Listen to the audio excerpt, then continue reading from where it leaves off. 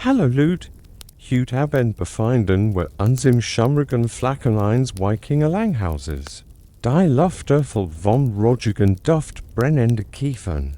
Im Match dies auf einer Holzbank neben dem Kamin bequem, wo ein Mann namens Eirik, der Skald, sein Half heilt und sich darauf vorbereitet, Geschichten Leben einzuhauchen. Die Alte sind als die schneebdichten Berge für dem Fenster. Stellt you das Nisten der Fühers vor, vermischt mit den leisen Gemurmel versmelte Gesichter. Die sich all vorbeugen, bereit, sich vom Rhythmus Joroter Wort mit Treien zu lassen. Bever you das jetzt zu sehr verstellt, hier ein kleiner, realer Check, ihr würdet in dieser Welt wilde Krieger, bewende Kälte und Lange, in Lösering wahrscheinlich keinen Tag überleben. Aber Hut Abend ist das okay. Wir sind hier für die Geschichten, die Lieder. Die Geschichte versuchen und juk sanft in den Schlaf gleiten lassen dort also. Bever ihr es juk gemütlich macht, nehmt juk einen Moment Zeit, das Video zu liken. Und mich zu abonnieren, eben nur, wenn juk gefällt, was ich hier match. Oh, und wenn ihr schon dabei seid, schreibt doch ihren Standort an der Uhrzeit in die Kommentare. Ich liebe es zu sehen, wohin auf der Welt dies Geschichte fort. Und jetzt denn das liegt. Schuld vielleicht einen Ventilatorverein. Sanfts Hintergrundrauschen ein und lasst uns gemeinsam die Hutidries beginnen. Du beobachtest Eirik? Wie sein Stimm wärmt und mit den Fingern sanft über die Haufen Satan streicht. Sein Gesicht ist wettergut, gesegnet von Jahren, der trotzens auf nordischen Meeren und in harten Wintern. Doch sein Augen strahlen jugendliches Strahlen. Der Sol duftet nach gebratnem Fleisch und Rotsch. Ein gemütlicher Zuflucht soll für den bejenden Wind drauen. Eiriks Rolle ist mehr als nur ein Entertainer. Ist ein lebendig Bruch zwischen Vergangenheit und Gegenwart und wird die Sagen. Von Göttern und Menschen mit einer Kunst, die Respekt gebietet. Man spürt förmlich die Last der Geschichten, die in sich trut und die über Generationen weitergegeben werden. Und jemals niedergeschrieben werden zu sein, heut Abend lilt. Sie einen die in Time Welt eins Wikinger-Skald, wo Jeeds Wort. Jeed pos mit Sorgfalt gewollt ist, Hers und Verstand zu erobern. Rennt das Fuelicht über sein Gesicht tanzt, sporren sie den Beginn von etwas Zeitlosen. Sie holen bereits, dass es bei einem Skolden, wie Eirik nicht nur darum geht, Geschichten zu erzählen, es geht darum, einen zentralen Platz in der Wikingergesellschaft, einzunehmen in Rolle, die tief in ihrer Welt verwurzelt ist. Der Skald ist Historiker und Entertainer zugleich, Bewahrer der Erinnerung und Schöpfer von Legenden. Und Schreiber oder Druckerpressen waren die Wikinger auf Skalden eingewiesen, ihr Geschichte, Gesetz und Wort durch Lieder und Gedicht zu bewahren. Stellen Sie sich das vor, das Kollektivgedächtnis einer ganzen Kultur anvertraut. Einigen wenigen kundigen Stimmen, die im Nisten für wiederholen. Eiriks Status unter seinem Volk ist einzigartig. Gebietet Respekt, manchmal sogar Ehrfurcht. Nicht nur wegen seiner Kunst vertickert, sondern auch wegen der Kraft seiner Wort. Sein Balladen können Krieger preisen, Helden wehrwegen oder, wenn will, einen Schatten auf die Genigen werfen, die kein erhaben. Sein Stimm kann mit Verdurschlacht wecken oder die Ängste einsamen lindern. Dies fein Balance bedeutet, dass auf einem schmalen Grat zwischen Künstler und Influencer, Geschichtenerzähler und Gesellschaftsgrad wandelt. Man fragt, man sich vielleicht, wie verdient man sich diesen Titel? Skalden wurden oft in Familien geboren, die tief in der mündlichen Überlieferung verwurzelt waren, doch das war keine Garantie. Wir wurden von Meistern ausgebildet, die das Heilig Handwerk der Verfassens und Auswendigernens komplexe Vers lehrten. Ein Skaldi zu sein bedeutet auch, die Richtigeinstellung zu haben. Selbstvertrauen und Arroganz, Witz und Grossamkeit und ein ausgeprägtes Gesper fürs Timing. Historiker streiten sich noch immer darüber, ob Skalden über ihr Wort hinaus informell matcht besahen oder ob ihr Einfluss rein gesellschaftlicher Natur war. Klar ist jedoch, dass ihr Roll weit über die Unterhaltung hinausging. Sie bewahrten Gesetz, hielten Ereignis fest und pretend das Flickwerk der nordischen Identität. Stellt euch die Schienen vor, in denen Eirik auftritt. Grauholenvolle Häuptling und Krieger oder Bescheidin Dorfversammlung unter Sternenklam. Himmel! Sein Wort sind wie ein roter Faden. Der Alve bindet an dort gemeinsam Geschichte und Emotionen zu einer Gemeinschaft verbindet. Wenn ihr Wikinger also das nicht mal, nur als weil Review bewusst stellt, denkt an die Skalden die. Sanfen hüte ihre Geschichten und Zielen.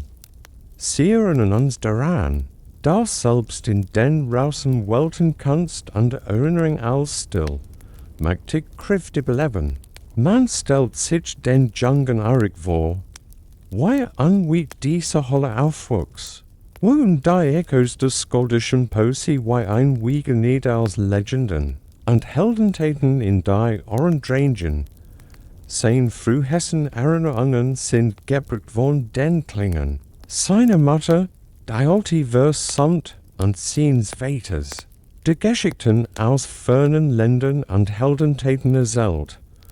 Von Anfängen spürt man, dass Eirik mit einem ruhelosen Geist geboren wird und die Geschichte, die wie Herbstlaub durch das Dorf schwet, mit bekam dort die Ausbildung zum Skalden, wo kein leicht in Gelegenheit. Man stellt sich den Jungen vor, wie in Schneidersitz auf dem kalten Steinboden sah und Langreihen von Namen, Orden anschlagten rezitierte, bis in die stockt an sein Gedächtnis schmörst.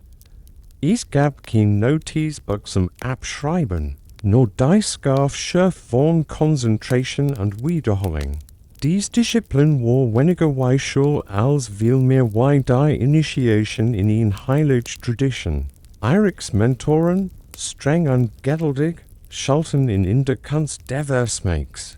Der Alliteration und denifligen Kennung ein poetisches Mittel. Das einfach Bedeutungen in ritzelhaft Ritzel wandelt. Ist mag sie überraschen zu erfahren. Dass Eiriks Ausbildung sich nicht nur auf Wort beschränkt. Lernt auch Musik, denn die Stimme Skalden tanzt oft neben einer Harfe oder Leier. Man kann fast das sanft Zapfen des Saiten hören, wenn die Melodien übt. Diesen Rhythmus seiner Gedicht passten, seltsamerweise streiten sich einige Historiker noch immer darüber, wie formal oder informal diese Ausbildung tatsächlich war. Gab es einen einheitlichen Lehrplan oder hing sie ganz vom Lehrer an der Persönlichkeit des Skalden ab?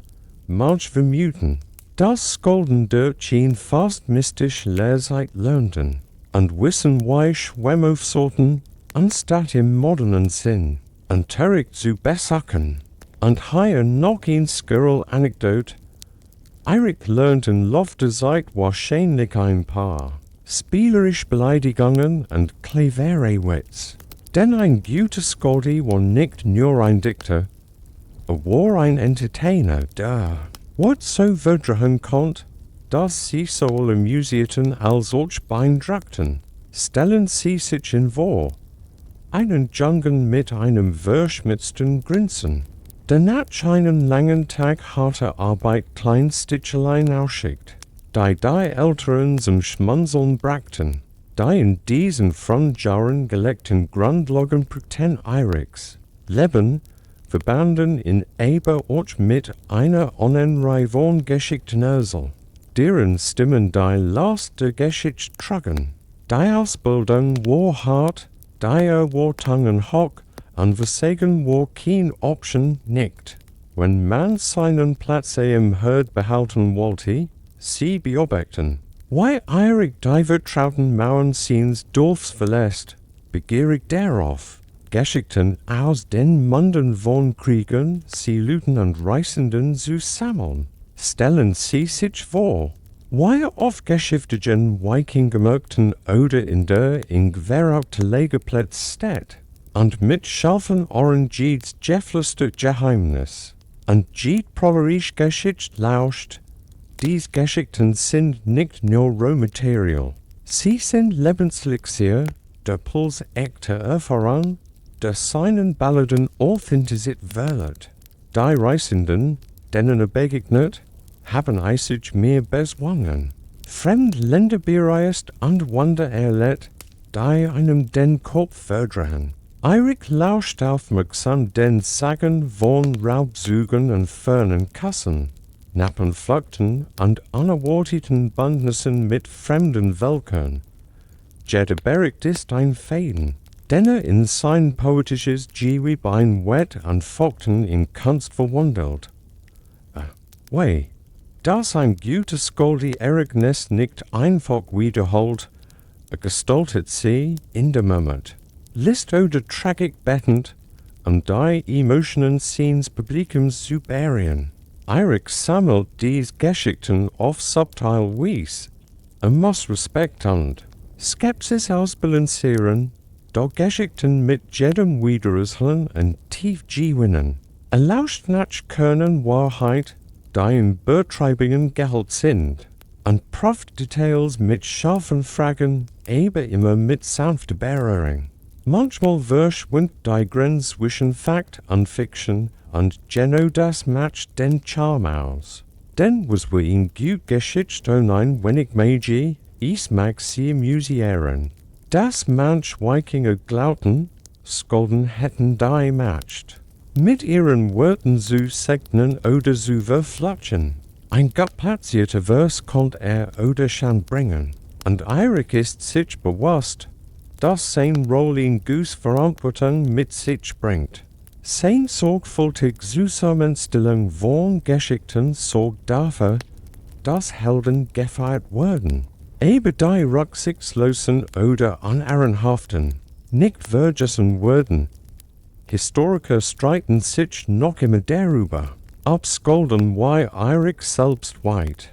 Gierig sind oder sich hauptsächlich auf Bericht aus weiter Hand verlassen haben.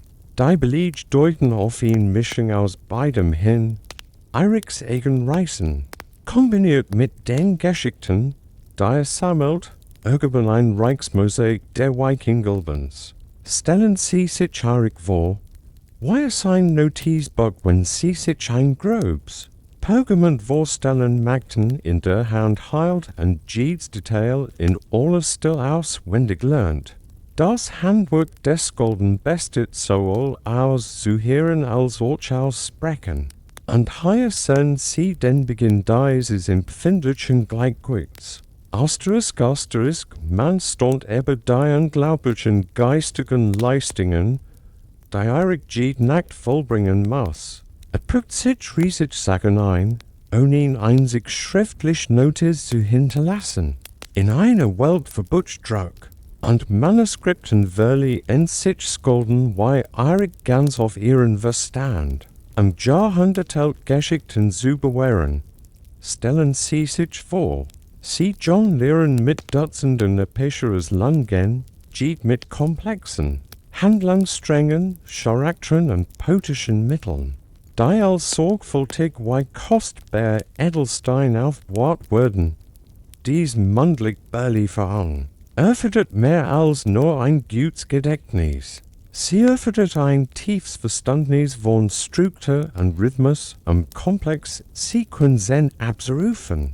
Eirik nutzt Wiederholungen, Gedächtnismuster und melodisch Hinweis, fast wie ein mentales Ablagesystem. Mails Jord net zu halten. Kein Wunder, dass die Skalden der Wikinger für ihr beeindruckendes Gedächtnis bekannt waren und manchmal Gedicht mit Hunderten von seinen Resisteten, und auch nur einmal ins Stocken zu geraten. Sie finden es vielleicht faszinierend, dass manche Skalden angeblich nicht nur ihr eigenen Werk, sondern ganz Sammlungen göttlicher Gedichte auswendig lernten, und so als wandelnd Bibliotheken nordischer Überlieferungen dienten. Tatsächlich geht es in Geschichte. Wanneer ein Skald die Abstammung der König über Generationen hinweg silbig genau rezitieren konnte. Man kann den Drachen Eiriks Stimme beim eben förmlich hören, den jeder einzig ausragen konnte. Seinen Ruf kosten. Historiker streiten sich bis heute darüber, ob Skalden von Natur aus begabt waren oder ob ihr Gedächtnis durch Geselübungen und Training geschafft wird. Einige Gelder vermuten, dass die skaldische Tradition gibt Nisabang nicht modernen Techniken beinhaltet. Rennt an der Glauben, dass in Kombination aus Talent, Disziplin und poetischer Struktur diese ermöglicht. In Skirl. Randbemerkung, es wird spekuliert, dass die rhythmische Natur ihrer Poesie, Mittelalterlichen und Versmer, als eine Art Frühgedächtnis fungiert. Wie in eingängige Melodie, die einem im Kopf hängen bleibt, wenn sie sich also das nächste Mal nicht erinnern können, wo sie ihr Schlüssel hingelegt haben. Denken Sie an Eirik, der in hundertseilig Saga einstudiert. Je tiefer man in die Geschichte eintaucht, desto klarer wird, dass dies geistig Meisterschaft nicht nur ein Fähigkeit ist, sie ist ein heiliges Vertrauen, in dem Eirik dies Geschichten im Gedächtnis bewahrt. Bewahrte das Erb seines Volks und stellt sicher, dass dessen Taten und Wort weiterleben, lang nachdem das Feuer erloschen ist. Man spürt die Bewusstkunst vertickert hinter jeder Seil. Die Eirik formt in kunstvollen Mischung aus Riem, Rhythmus und Alliteration, die aus blauen Worten lebendig Poesie matcht. Dies ist kein beiläufige Recitation, es ist in sorgfältig Darbietung. Beide geht Silbe im Einklang mit der alten nordischen Tradition erklingt. Stellen Sie sich Eirik vor, wie im flackernden Kamin sitzt und Vers murmelt. Die Flammen selbst tanzen, geht Phrase sorgfältig. Arrangiert, zu fesseln und zu trotzdem. Die skaldische Form beversigt Alliteration. Beide Konsonanten durch die Zeilen holen und schwingen. Und Wörter wie die ineinander verschlungenen Fäden eines Wikinger-Skalds miteinander verbinden. Dies Technik verschnitt nicht nur das Gedicht, sondern erleichtert auch das Einprägen. Ein rhythmischer Anker im Meer der Vers. Man hört Eirik vielleicht dieselben scharfen S, laut oder tiefen D, zum Wiederholen wodurch. In Kadenz instead, die so hypnotisch als auch erden wirkt. Der Riem, der in der Skaldindichtung weniger ausgeprägt ist, findet sich in seinen Balladen wieder und verliert ihnen subtil Musikalität. Eirik experimentiert mit dem Versmer, es gilt Silben und Betonungen präzise, wie ein Komponist. Das sein Instrument für den großen Auftritt stimmt. Man kann fast die winzigen Schweipelen auf seiner Stirn sehen, Renderverse Arrangements ausprobiert und den perfekten Fluss anstritt. Und hier noch ein Skirl Besonderheit, Kennings. Dies kunstvollen metaphorischen Ausdruck wie Wohlstrophe das Meer, oder Schlagschweifer Blut, Wellehendem. Gedicht zusätzlich Bedeutung und stellen ihn spielerisch Herausforderung dar. Das Entschlüsseln dieser Wörter war für die Wikinger ein Spar. Wie das Losen eines von Skalden geflüsterten Ritzels. Eirik hat Freude daran, dies verbalen Ritzel in sein Werk einzuflechten, zu beeindrucken und zu unterhalten. Historiker streiten sich noch immer darüber, wie festgelegt diese poetischen Formen waren. Hielten sich die Skalden strikt und formell Regeln oder erlaubten sie sich kreative Freiheit? Die Beleg deuten auf ein empfindliches Gleichgewicht hin, bei dem Tradition die Bandbreite ebenbesinnliches Flairverfall sorgt.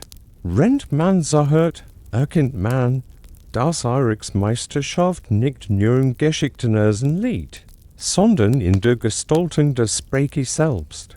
Es schafft ein sinnliches Erlebnis, das Publikum so sicher wie das Nisten für einlädt. Asterisk, du lässt dich tiefer in das Wohnlicht der Kamins sinken und es pur st. Wie das Ritual der Bands Eiriks kreativen Flusspunkt. Das Feuerlicht flackert sanft in den Holzwänden, die Holle wird still. Und die Weltdrauen scheint wie in Fernflott zu verschwinden. In diesem stillen Moment, wenn die Arbeit des Tages getan ist und die Schatten der Nacht sich lang ausdehnen, beginnen Eiriks Balladen Gestalt anzunehmen. Langsam aus Erinnerung und Inspiration gesponnen. Stell dir die kleinen Details in Herrenvor, das sanft nistende Holzscheit, der Schweigduft von Kiefernrauch, das sich mit dem Moschusduft abgetrogener Pelz vermischt, und der Gleichmeintrhythmus seiner Finger, die Satan einer Hafzapfen. Die Sinneshindruk veranken Eiriks Geist und lassen sein Gedanken treiben, und sich zu Versen verdikten.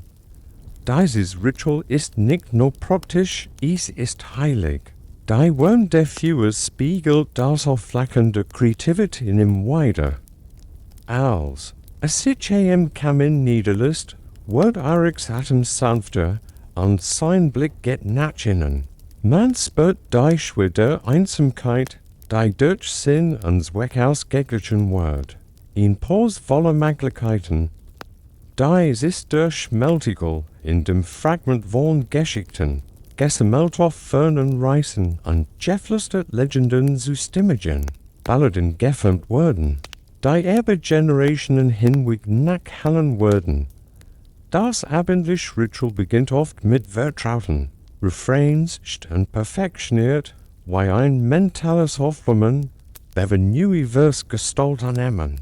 Man kann schmunzeln, wenn man sich vorstellt, wie Eirik dieselbe Strophe zum 100. Mal singt, die Finger bei einer niffelgen Passage siegend, auf der Such nach der perfekten Kadenz. Historiker diskutieren noch immer, ob Skalden ausklärlich, in Kopf komponierten oder als subtil Hilfsmittel, Weimerknoten oder Einfake-Noten dabei helfen.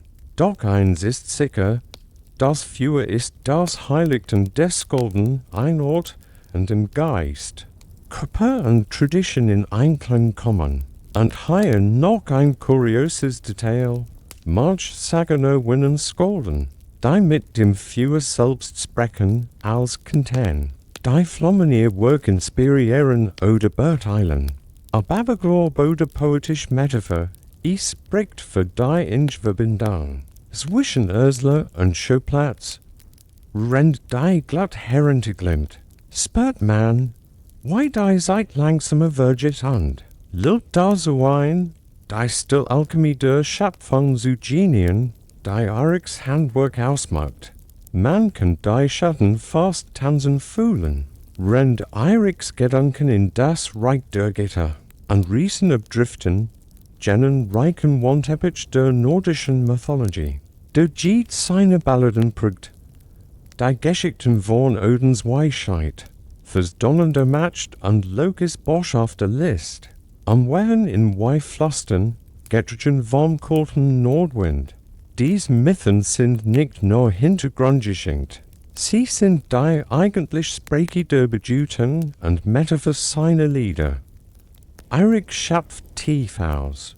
Diese Quell, denne Way, das, die Anrufung der Götter sein Publikum nicht nur mit seiner Vergangenheit verbindet, sondern auch mit den Mysterien, die sein Schicksal bestimmen. Stellen Sie sich vor, Why die Grimmage ins Glossenheit der letzten Schlachtrod nachts mit der Folgenden? Hoffnungsvollen Wiedergeburt verknüpften so einen Kreislauf aus Siestern. Und Ernur Anschaft, de das Leben selbst widerspiegelt. Mag sie beraschen, dass viel diese Mythen fliehend wären und sich mit jeder News lang veränderten. Eiriks Versionen wären einzigartig, individual oft die Stimmung im Soul und die Sura abgestimmt. Die konnten in einer Nacht wild bescher zu sein, in der nächsten verspielte Gonne. Je nachdem was die Geschichte dürftet. Historiker streiten sich noch immer darüber, ob Skalden lediglich Überbringer der Mythologie wären oder ob sie dies Geschichten aktiv mitgestalteten und ihrer eigenen Interpretation und ihren eigenen Stil hinzufügten. Manch meinen, Eiriks Kreativität die Grenze zwischen Mythos und Geschichte verwischt und seinen Balladen zu einer lebendigen, sich entwickelnden Tradition gemacht, anstatt zu festen Texten. In Skirl Anekdote, Loki, der Gott downheils, waren den Sagen oft sowohl Quell der Chaos als auch der Komik. Man stellt sich vor, Eirik streut nach einer besonders, dass deren Strophe einen hinterhältigen Witz. Aber Lokis Newsteskapaden ein, die Stimmung aufzulockern. Rennt das. Fewer nistet, spürt man. Why dies gittlichen Geschichten Eiriks Werk mit Ernsthaftigkeit und Humor erfüllen, und sein Balladen in einem Kosmos verankern, der ebenso geheimnisvoll wie vertraut ist.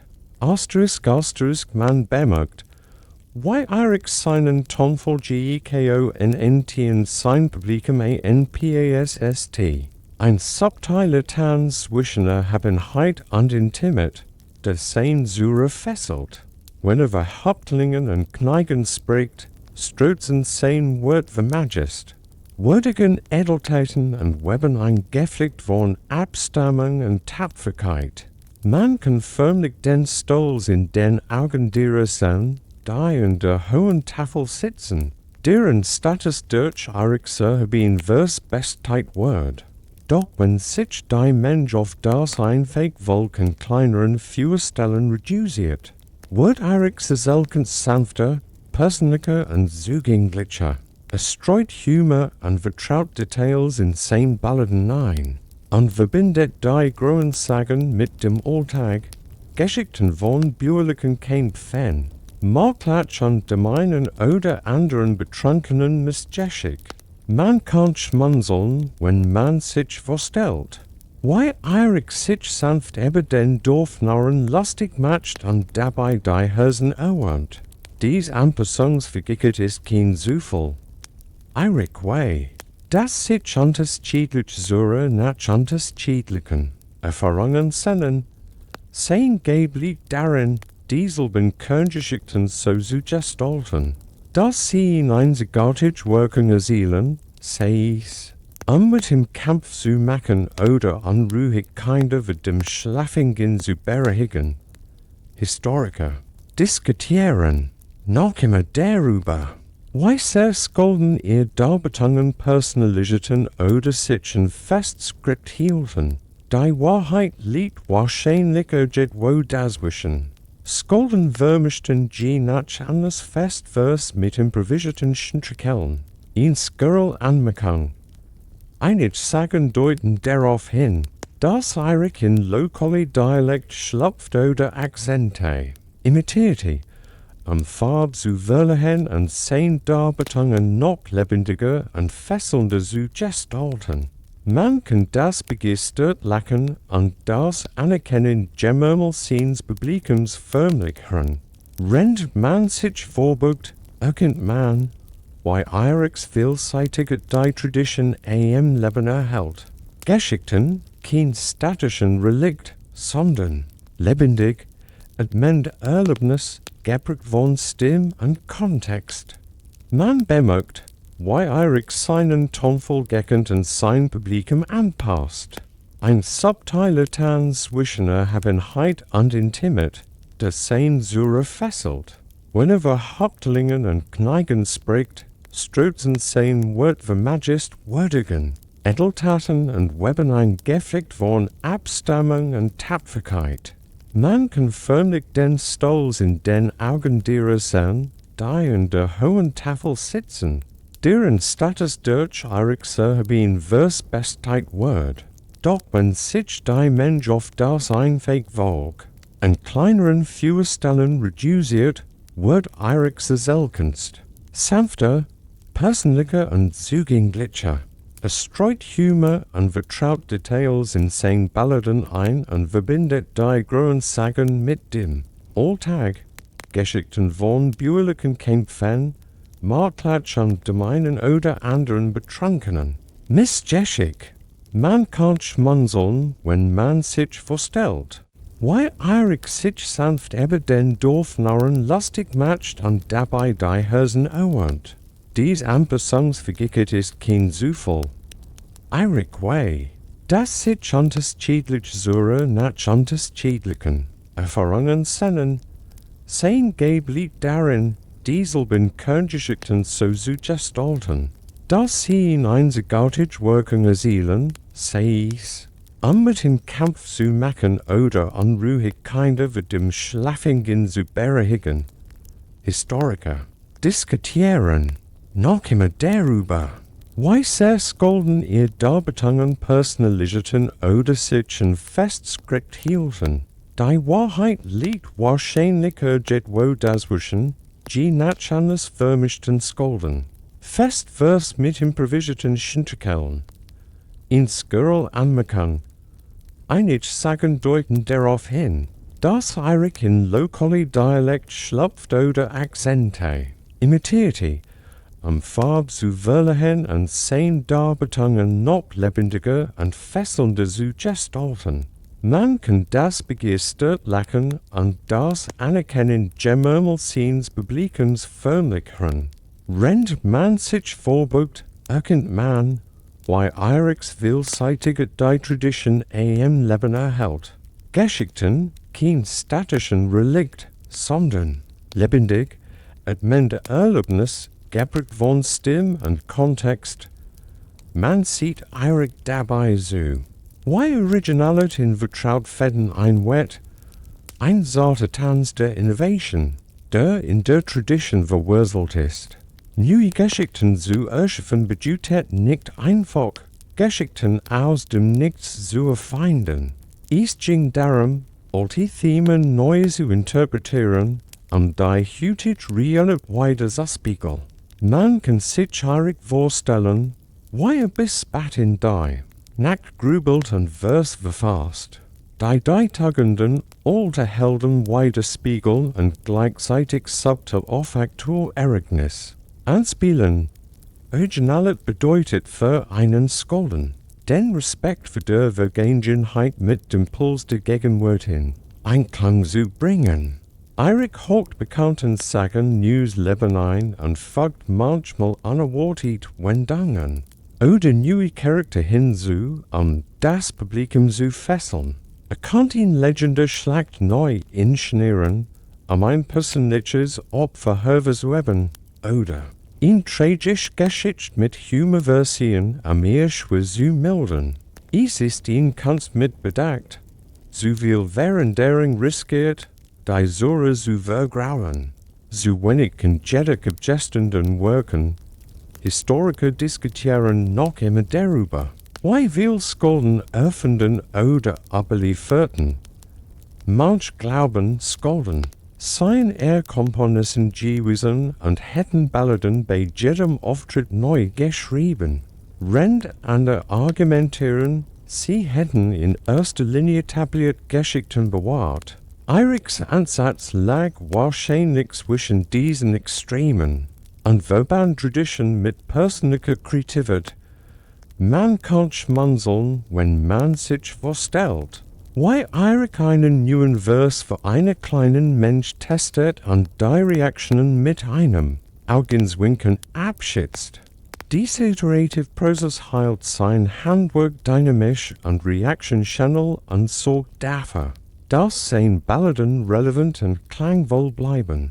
Dazu kommt die spielerische Herausforderung, neue Inhalten star poetisch. Strukturen einzufügen, was Eirik dazu zwingt. Kreative Freiheit mit formalen Zwingen in Einklang zu bringen.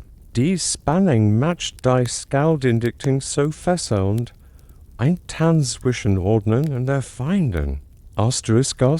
Man büht sich in hier Herren. Eiriks spielerischen Umgang mit Kennings und Metaphern zu entschlüsseln die kritischen. Verballenritzel, die seinen Balladen tief und strukturell stellen Sie sich vor, wie die Phrase Wallstraw in sein Vers einflieht. In poetische Anspielung auf das Meer oder Kampfschwei als lebendiger, fast skurriler Ersatz für Blut.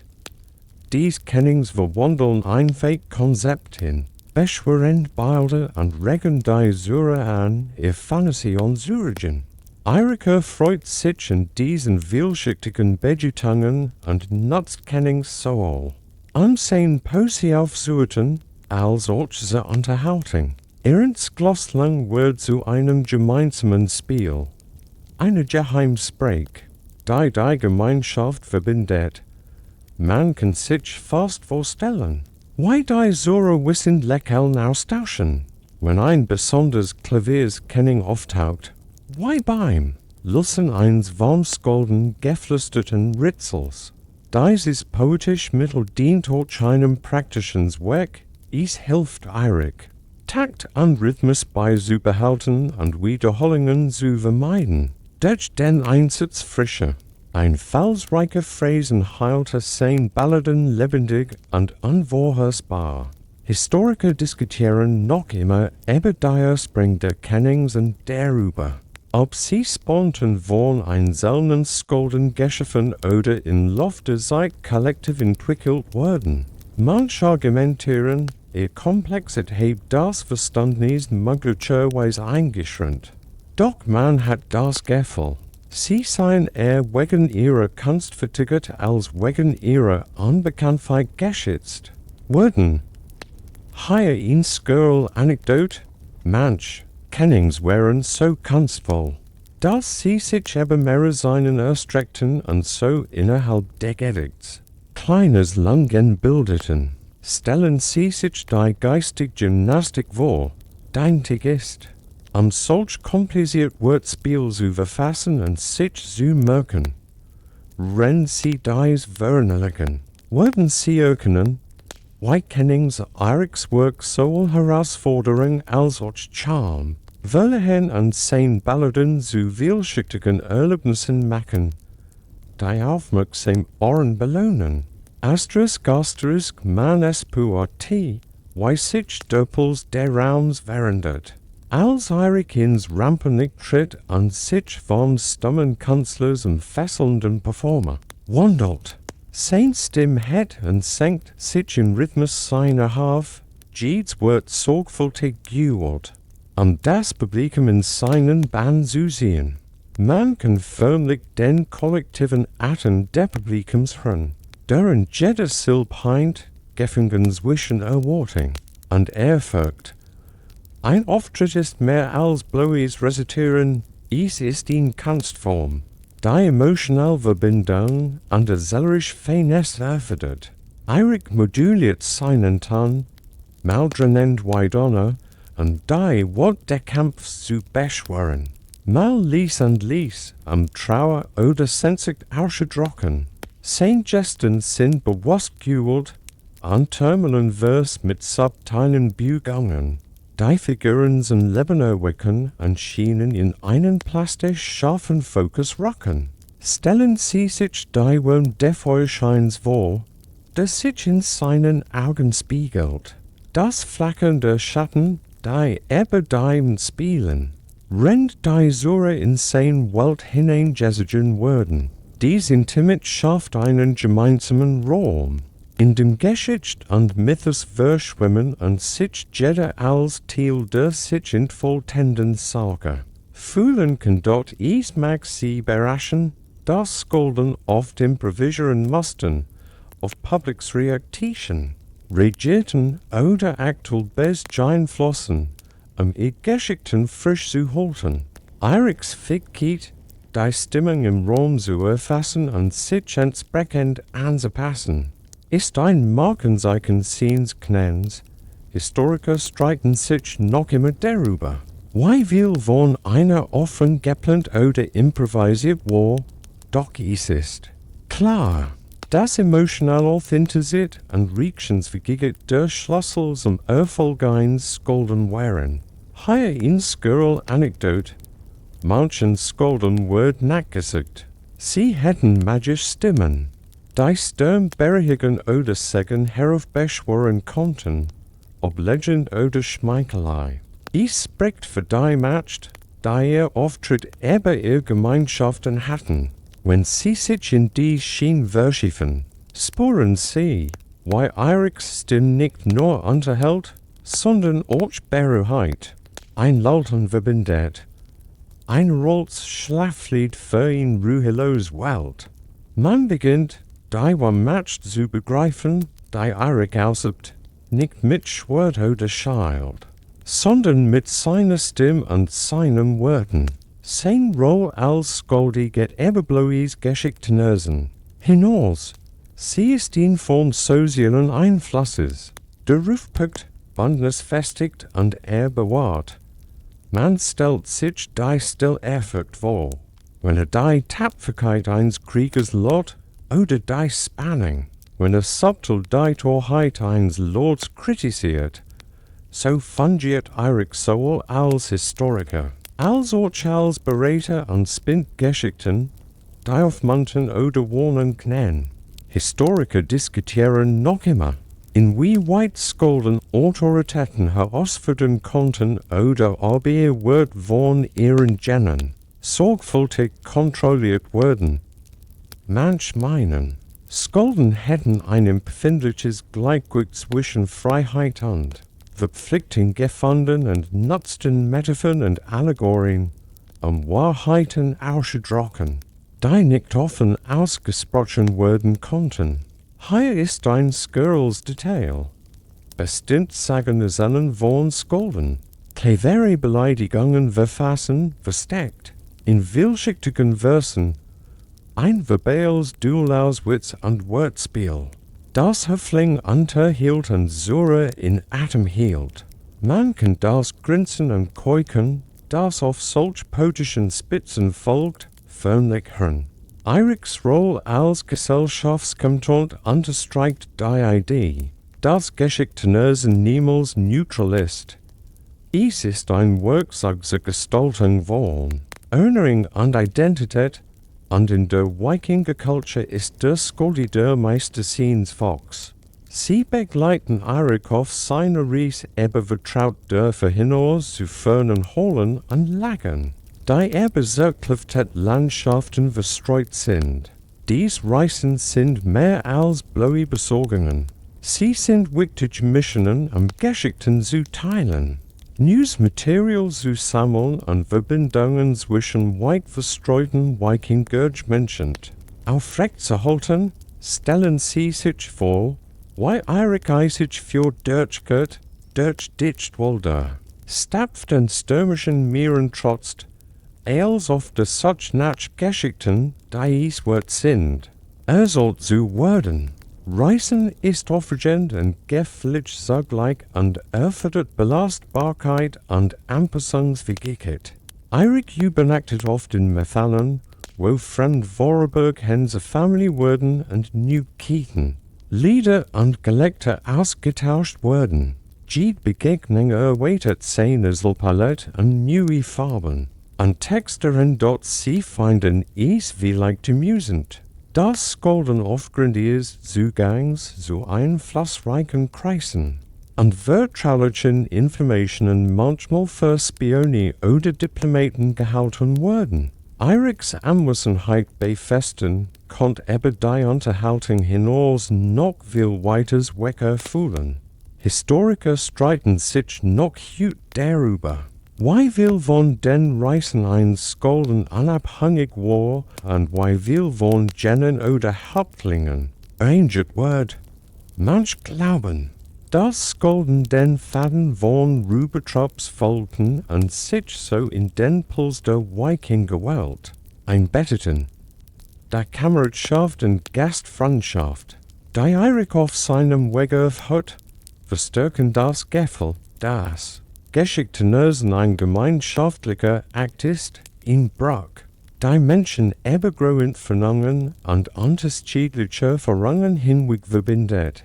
Sie erleben. Wie Eirik sich aus den lauten Holen in die still seine eigenen Gedanken zurückzieht. Dies einzelnen Momente sind unerlässlich, seit der Reflexion und des Nachdenkens. In der die auf der Ries gesammelten Rohgeschichten so ausgefüllten Balladen werden, stellen Sie sich vor, wie über ein einfaches Pergamentgebüt sitzt oder einfach für auf und ab geht, laut. Vers murmelt und auf Mystin oder Rhythmen lauscht, die ins Tran. Der Creative Process ist Maschem und erfordert Geduld und Ausdauer. Eirik Arbeit, formt und verwirft Vers. Getrieben von einer fast obsessiven, such nach der Balance zwischen Klarheit und poetischem Flair. Manchmal entsteht die perfekt Seil erst nach stundenlangem Ringen ein kleiner Sieg, denner mit einem sanften Lächeln FEIRT dort sie würden überrascht sein. Das Einsamkeit und Raum für Zweifel und Unsicherheit bietet. Eirik ringt mit Fragen. Wie true sollte der springlichen Erzählung bleiben? Wann ist dies richtig ausschmecken? Kann es einem Gedächtnis trauen? Historiker streiten noch immer darüber, ob Skolden ihr Kompositionen dokumentierten oder sich ausschließlich auf mündliche Überlieferung verlieren. Obwohl nur wenig schriftliche Aufzeichnungen erhalten sind, ist klar, dass Reflexion und Bearbeitung für das Handwerk entscheidend wären. Hier ein skurriler Gedanke. Manch Skolden komponierten angeblich beim Gehen über weite Strecken und liehen die Bewegung ihr Kreativität anregen, stellen sie sich Eirik vor. Wie im mündlichen Affe entlanget und den wellen Vers verflüstert.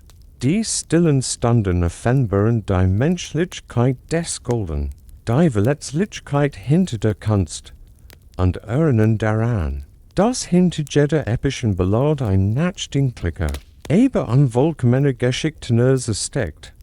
Asterisk, Sie erleben Eirik MIT. Wie die Johnson Wikinger-Bencher in seinen zeitlosen Balladen einwett und dabei Gegend News mit Altem verbindet. Stellen Sie sich vor, wie im nistenden Feuer sitzt, die Newsen Geschichten über Raubsjay. Bandnis und Schlachten lauscht, die heimkehrend Krieger pflastern, und dies unverfälschten Ereignis dann in poetisch Eppen verwandelt. Sein Stimm verwendet nicht nur Fakten ein, sondern auch den Geist der Augenblicks. Das Klirren von Stahl, das Drinnen von Schiffen, die durch die Wellen schneiden, die still der Erwartung für einem Kampf durch die ersc Mischung aktueller Nachrichten. Mit handigen Motiven verlet seinem Erzählen frisch und Relevanz in lebendig Geschichte, die mit der Gegenwart pulsiert. Eirik Way. Das sich Zura nicht nur nach mythischer Grage sennen, sondern auch nach Reflexionen ihres eigenen Lebens und ihrer KMP4. Deshalb verfasst der Vers, die Helden feiern und Gerard vollbracht Taten würdigen. Man kann schmunzeln, wenn man sich vorstellt, wie Eirik in Geschichte mit dramatischen Pausen und übertriebenen Gesten ausschmeckt. Die Spannung steigert, oder Humor einbringt, sein Publikum zu fesseln. Das ist kein bloßberigtes Statting. Es ist Geschichtenerzählen, das zur Kunst erhoben wird. Man entdeckt, dass Eiriks Balladen nicht nur gesprochen sind. Sie wurden durch die Musiken Leben erweckt. Einem wesentlichen Partner im Tanz der Geschichtenerzählens. Stellen Sie sich vor, wie Harf oder Leier klimpert, der sanft klang.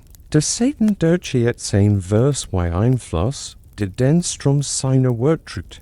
Die Musik bestimmt die Stimmung und signalisiert den Wechsel der Tonlage von düsterer Besinnung zu triumphallem Jubel. Instrument helfen, Erinnerungen und Emotionen zu verankern und schaffen ein multisensorisches Erlebnis, das die Beteiligung des Publikums verstärkt.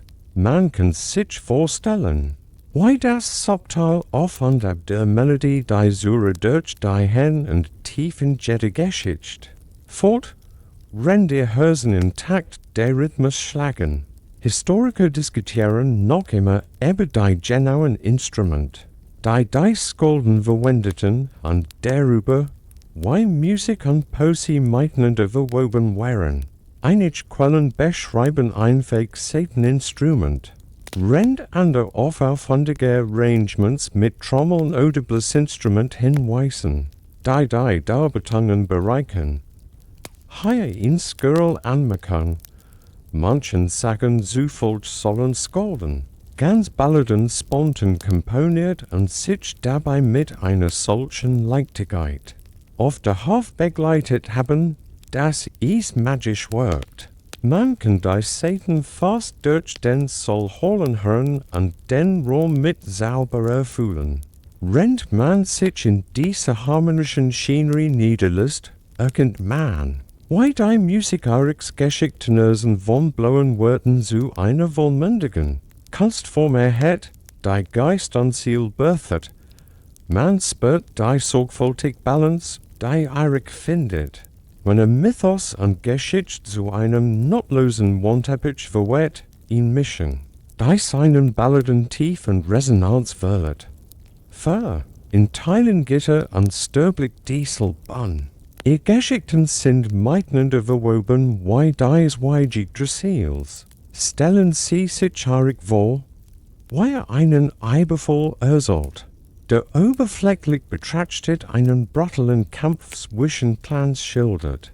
Unter der Oberfläche eben den ewigen Kampf zwischen Ordnung und Chaos, Schicksal und freiem Willen widerspiegelt.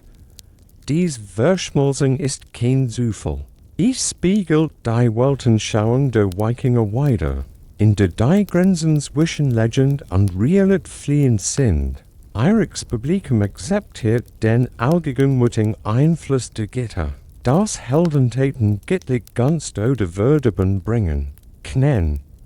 Seine Balladen dienen nicht nur der Unterhaltung, sondern auch als Rahmen für das Verständnis ihrer Welt. Es mag sie faszinieren, dass Historiker noch immer darüber diskutieren, wie sehr die Skalden die Mythologie bewusst gestalten oder sie lediglich überlieferten.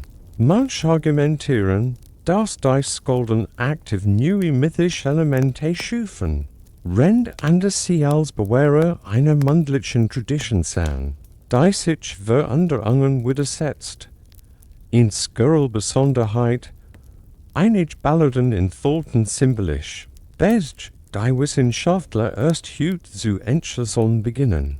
Sie entfallen Bedeutungseben, die für die Wikinger zur BBND gesprochen hätten, heute aber rätselhaft bleiben.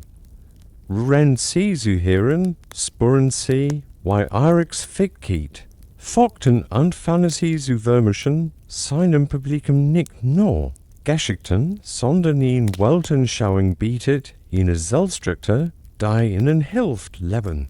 Tot und als das Grüchen zu verstehen, sie bettelten die ruhige, besinnliche Welt, in der Eirik über Schicksal, und Sterblichkeit meditiert. Themen, die das Höchststück der Wikinger-Gesellschaft prägen, stellen sie sich vor, wie in die Wellesgend Gott der Führerstaat und über die Sauberlichkeit der Lebens und die Unvermeidlichkeit der Todes nachdenkt.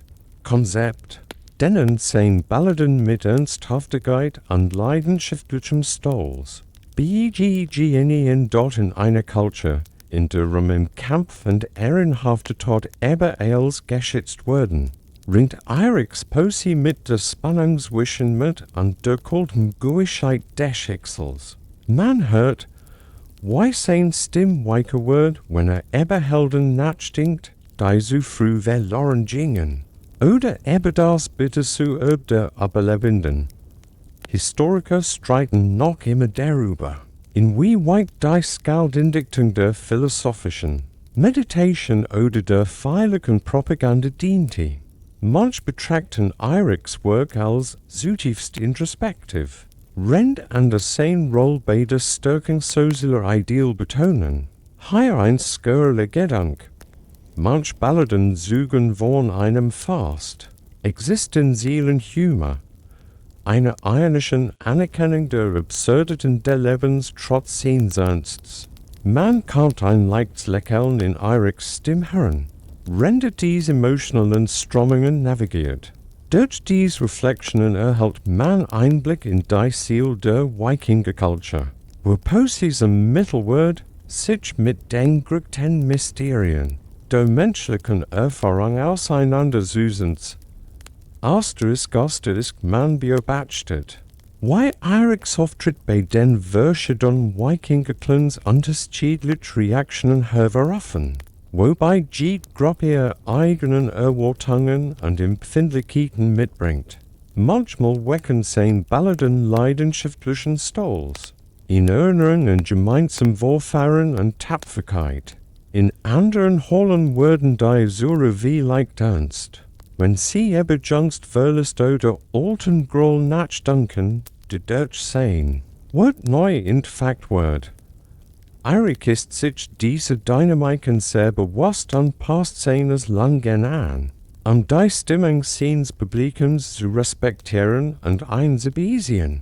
Man kann die subtilen Energiewechsel von lautem Gelächter zu nachdenklichem Schweigen förmlich sporen, rennt sein Balladen durch die Mensch holen. Historiker diskutieren noch immer darüber, wie sehr Skalden durch ihr Kunstkonflikt vermittelten oder Einheit förderten. Manch argumentieren, dass Skalden sowohl Spannungen beschwichtigen als auch Rivalitäten schoren konnten, indem sie Wort so behutsam Weichwörter folgten.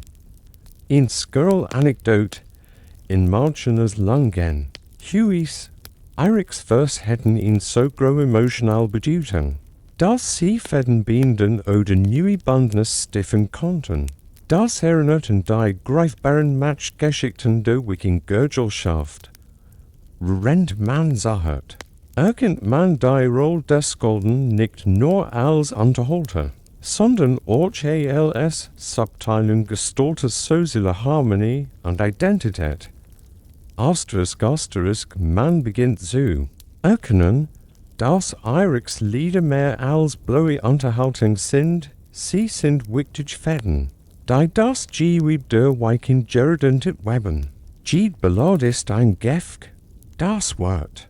Erinnerungen und kollektiven Stolz über Generationen hinwegtritt, stellen sie sich das für Dekammens vor, das nicht nur Geschichte widerspiegelt, sondern auch gemeinsam Geschichten, die Clansverben den Eiriks, Stimmwort zu einem Lügtführer in der Nacht.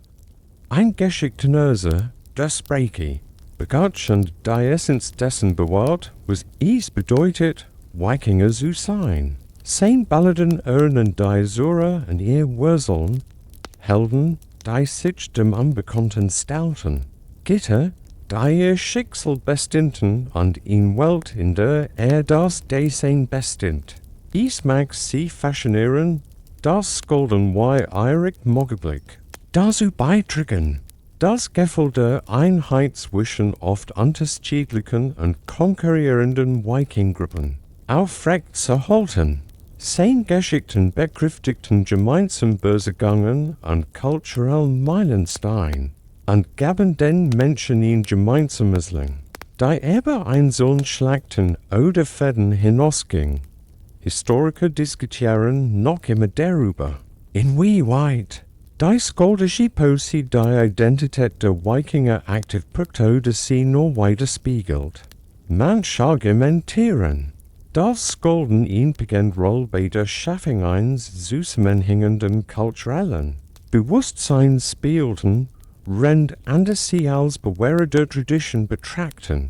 Hier ein Skirl Anekdote.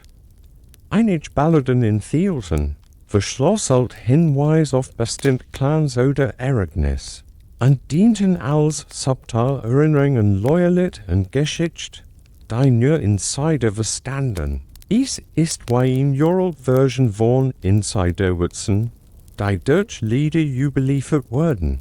Beim Zuhören wird einem klar, dass Eirik mit seiner Kunst nicht nur Geschichten erzählt.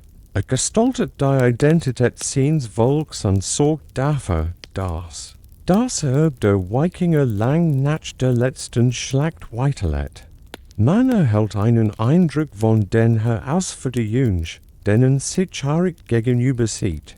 Als die Wikingerkultur unter neuen Einflüssen, insbesondere der Ausbreitung der Christentums, zu wandeln beginnt, dies sich während die Welt bringt den gewohnten Rhythmus seines Handwerks durcheinander.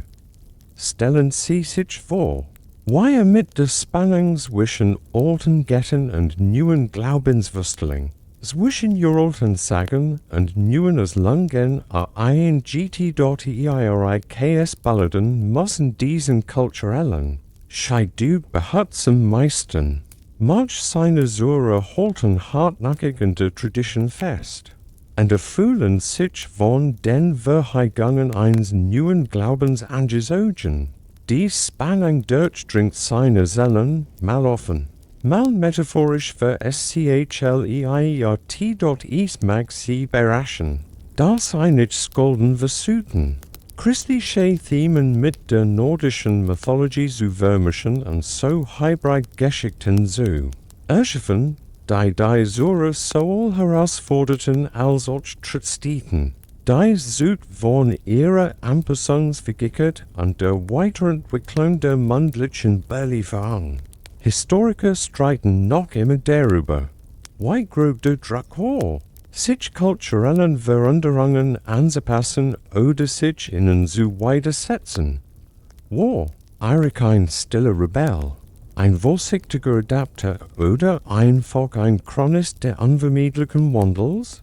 Die Antwort liegt wahrscheinlich in einer komplexen Mischung aus allen dreien. Ein skurriles Detail. Einige sagen erwinnen, dass Skalden heimlich Vers verfassen, die heidnischen Glauben unter christlicher Herrschaft bewahrten. Wie verschlosselt, geflüstert Botschaften. Rendet man dies in sich aufnimmt, erkennt man, wie Eiriks Handwerk die Widerstandsfähigkeit der Geschichtenerzähler selbst widerspiegelt, ständig im Wandel und doch tief in der menschlichen Erfahrung verwurzelt. Man erlebt, wie Eirik sein Wissen an eifrig Lehrling, die Meister seiner Kunst, weitergeht. Stellen Sie sich die Wurm einer kleinen Runde im Führer vor, wo jugendlich gesägte Venusia und Ehrfurchtstrollen rendet Techniken, Geschichten und Weisheiten vermittelt. Dies Mentorschaft stellt sicher, dass die skaldische Tradition über sein Leben hinaus das Lehren ist ein heikler Tanz. Eirik schafft dies, die heiligen Formen zu bewahren und gleichzeitig neue Stimmen und Innovationen zu fördern. Man kann das Lachen und die gelegentlichen Fehltritt förmlich hören, wenn die Lehrling niflig vers eben und mit komplexen Kennings kämpfen. Historiker diskutieren noch immer, wie formalisiert die Skaldenausbildung war, ob sie sanften Schulen oder informellen Familientradition hält, die über Generationen weitergegeben wurden. So oder so, die Betonung der mündlichen Überlieferung bleibt von großer Bedeutung. Hier eine charmante Anekdote, manche Lehrlinge sollen spielerisch parodieren. Die Balladen ihres Meisters verfasst haben, ein humorvoller Bergangsreiters, der sowohl Knen als auch Respekt auf die Probe stellt. Wenn Sie diesen Zyklus beobachten, sporen Sie die und halten Vitalität von Eiriks Wunsch nach, in lebende Tradition. Die von Leidenschaft, gettelt an der Magie der Geschichtenerzählers getrigen Word. Sie machen es sich für in letztnacht neben Eirik gemütlich, wo das Feuer lang Schatten wirft und die Luft sich erfüllt anfühlt. Von der Last der Geschichten eines ganzen Lebens. Dieser Abend ist anders, still erfolgherrigt, rennt Eirik sich darauf vorbereitet. Sein Meisterwerk zu teilen in Ballad, die als zusammenfasst, was gallant, Galabiti und getrennt hat. Stellen Sie sich vor, der Raum ist still, Jede so lauscht dem Rhythmus einer Geschichte, die zugleich persönlich und universal ist. Die Ballad entfaltet sich langsam. Jede Strophe verwet Fäden von Göttern und Menschen, Schicksal und Mut, Trauer und Hoffnung. Eiriks Stimme trug die Schöpfung viele Reisen in sich. Aber auch das Funkeln eines Geschichtenerzählers, der sein Handwerk in und auswendig kennt. Man spürt das flackernde Glut, das auf und ab seiner Erslung widerspiegelt. Denn rohrmörfelt von der Energie kollektiver Erinnerung und geteilter Menschlichkeit. Man kann staunen. Why ist bei dieser letzten Offrung weniger Erhabenheit, als viel mehr Verbundenheit geht? Sie erinnert die Sure daran, das Geschichte nicht nur aus Erlebnissen bestet, sondern aus den Geschichten, die wir im Herzen tragen. Es ist ein sanfter Abschied, ein Wiedernied für in Welt am Rand der Wandels. Historiker streiten noch immer über den genauen Inhalt solcher Meisterballaden.